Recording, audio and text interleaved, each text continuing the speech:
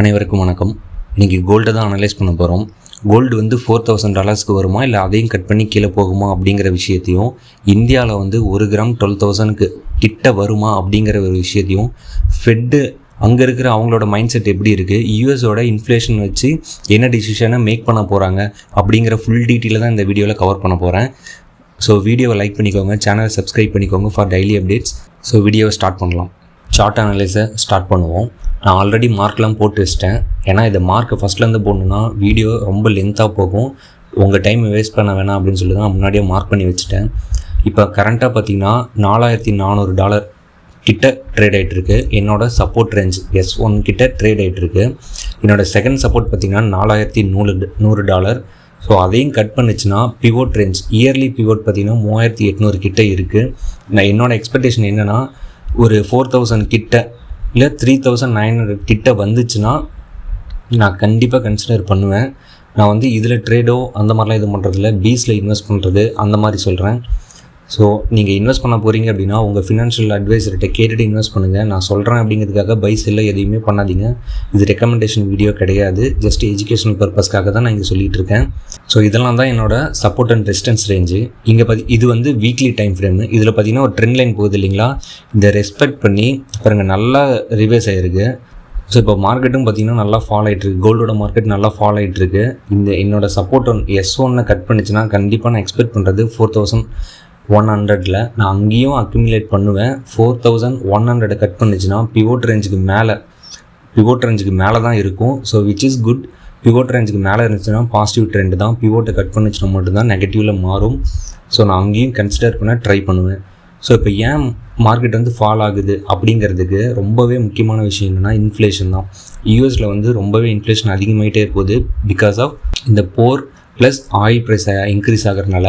அதனால இப்போ ஃபெட்டோட மைண்ட் செட்லாம் எப்படி இருக்குது அப்படிங்கிறத நம்ம டீட்டெயிலாக அவங்கள்ட்ட சொல்கிறேன்.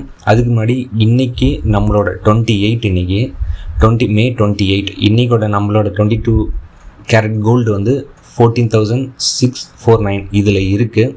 இது வந்து 12,000 கிட்ட வருமா அப்படின்னா கண்டிப்பாக இது பிவோட் ரேஞ்ச் கிட்ட வந்துச்சுன்னா நமக்கும் இந்த ரேட்டில் பார்க்குறதுக்கு எக்ஸாக்டாக 12,000 வருமானு தெரியாது, பட் 12,000 அந்த ரேஞ்சில் நம்ம பார்க்கலாம். 12,500 கிட்ட நம்ம பார்க்கலாம். நான் அதுக்காக தான் வெயிட் பண்ணிகிட்ருக்கேன். இதுக்கு என்ன ரீசன் முக்கியமாக அப்படிங்கிறத பார்ப்போம்.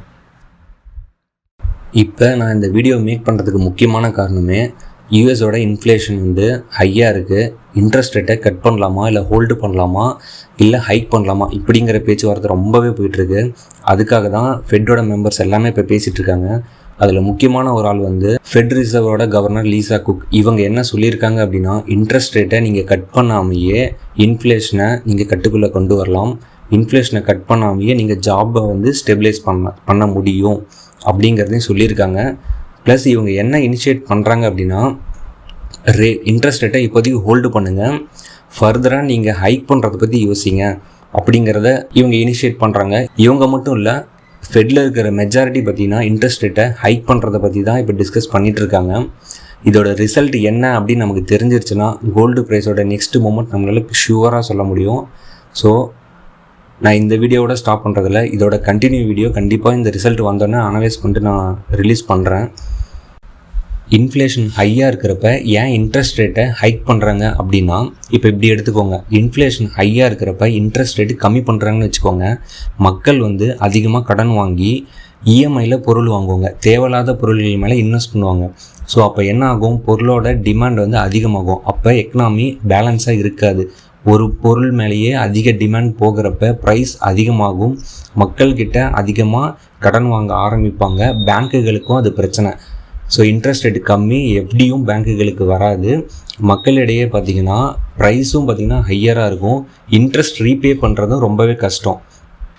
இன்ஃப்ளேஷன் அதிகமாக இருக்கிறதுனால செலவுகள் சின்ன சின்ன பொருள்லையும் அவங்களுக்கு பண்ணுற செலவு வந்து ரொம்பவே அதிகமாக இருக்கும். எக்ஸாம்பிள் இப்போ நம்ம இந்தியாவில் பார்த்திங்கன்னா பெட்ரோல் ப்ரைஸ் ஹைக் ஆகிருக்கு இல்லைங்களா, அதோட மைக்ரோ எக்கனாமிக் ரொம்பவே அஃபெக்ட் ஆகும். ஸோ இன்ஃப்ளேஷன் அதிகமாகிட்டே போகும். ஸோ அதனால் இன்ஃப்ளேஷனை இனிஷியலாக கட் பண்ணுறதுக்காக, கண்ட்ரோலில் கொண்டு வரதுக்காக, ஒரு பேலன்ஸ்டாக வைக்கிறதுக்காக இன்ட்ரெஸ்ட் ரேட்டை ஹைக் பண்ணுவாங்க. இப்போ இன்ட்ரெஸ்ட் ரேட்டை ஹைக் பண்ணாங்கன்னா மக்கள் கடன் வாங்குறதை கம்மி பண்ணுவாங்க, பேங்க்கு வந்து கடன் கொடுக்கறதையும் கம்மி பண்ணிடும். ஏன்னா மக்கள் அதிகமாக இன்ட்ரெஸ்ட் காட்ட மாட்டாங்க.